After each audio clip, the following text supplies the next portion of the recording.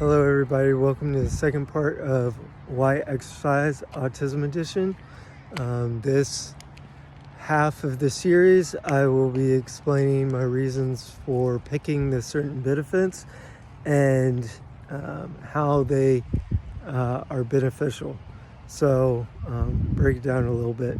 So I'm actually walking outside right now because it's A, a nice day, but B, that if I'm going to be talking about physical activity, probably need to be physically active and not in a chair sitting down.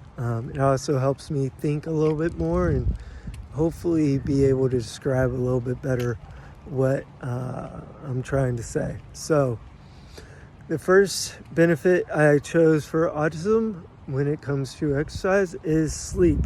Why does exercise, why do individuals with autism need or have an issue with sleeping? So those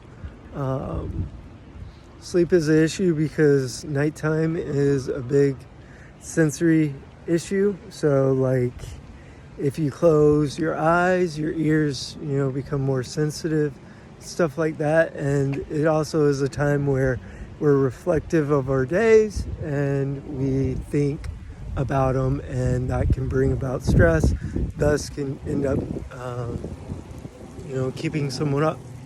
So how exercise helps sleep, besides just helping stress in general, is that it resets the circadian cycle, which is our body telling us to go to sleep at certain times, because back in, before we had all this like electricity and electronics,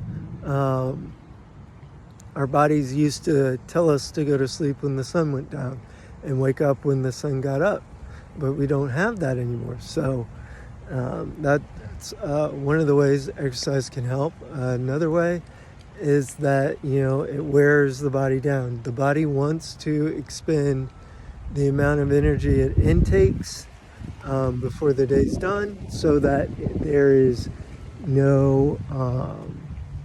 nothing left in the tank, because if there's something left in the tank, then it's going to store it for later, and that storage is fat. So that's why I chose sleep and how sleep can improve with exercise.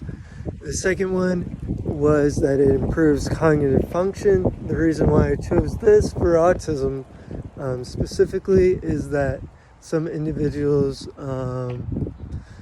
have problems with attention, they have problems memorizing some things, and this is exactly what exercise has been shown to do.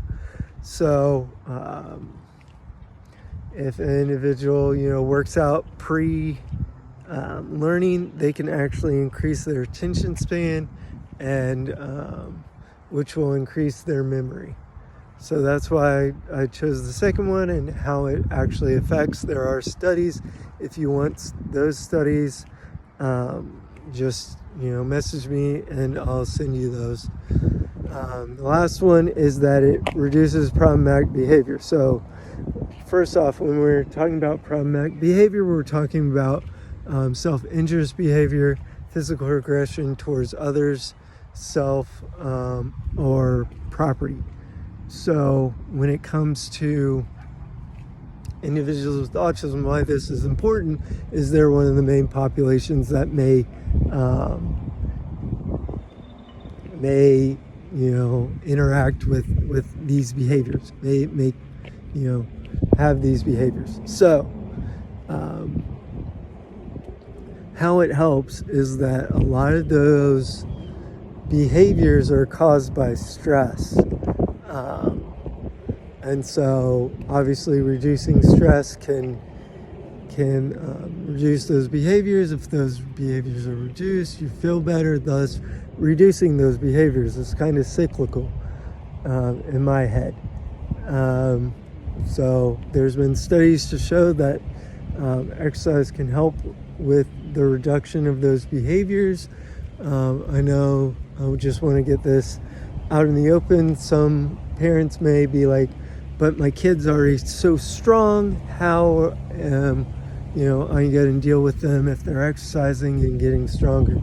So I want to just put this out there that the individual won't actually get as strong as you think they will, because the strength you're referring to is the fight or flight strength, which a person can only get to if they're in a situation that they personally believe is a near-death experience. So what that strength you're seeing is the strength you see when moms lift cars off of babies. It's a strength that everybody has. Unfortunately, we can't choose when to use that. That's kind of involuntary, and our brains have a governor on that. So to ensure that we don't get injured.